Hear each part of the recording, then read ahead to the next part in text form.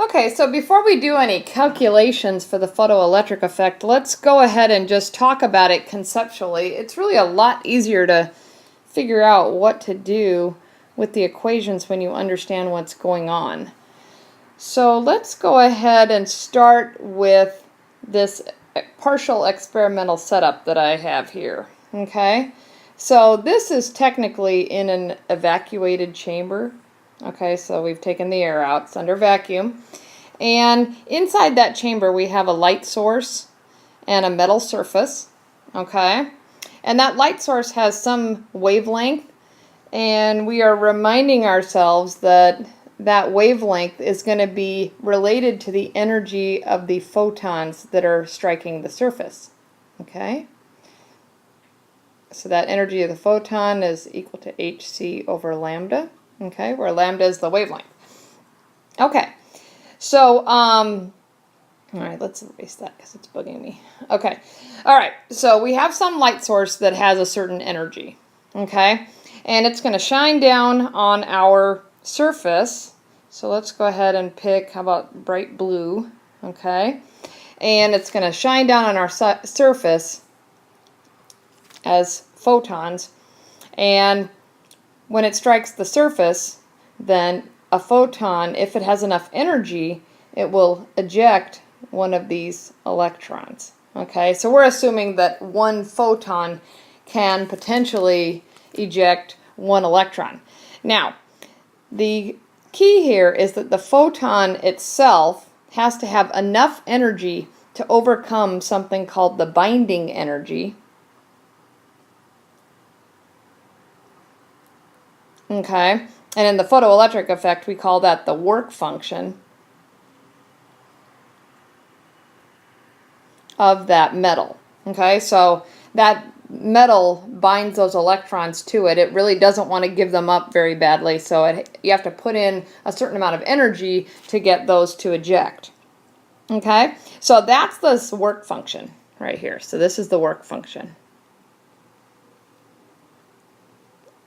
And those are something that you look up, and they're in energy units, joules, also electron volts, but we're only going to talk about joules.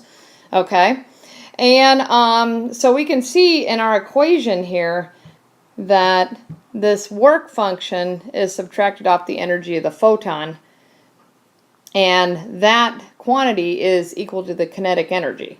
Okay, so now what does that mean? Okay, so what kinetic energy? And so basically this is the kinetic energy of the ejected electrons.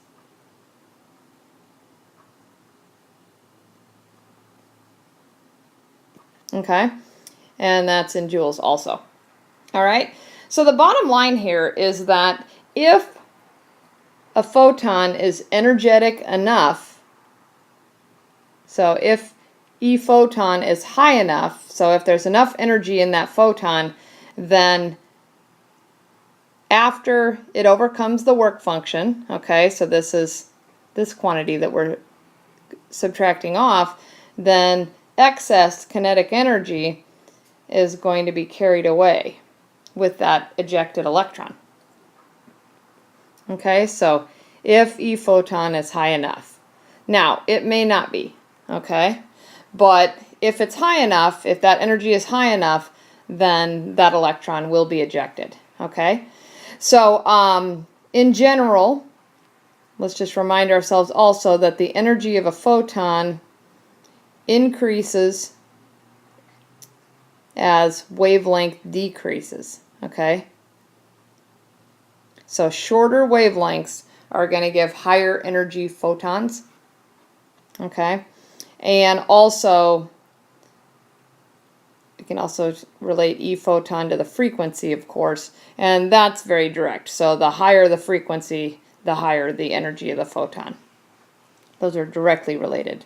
So E photon increases as the frequency increases.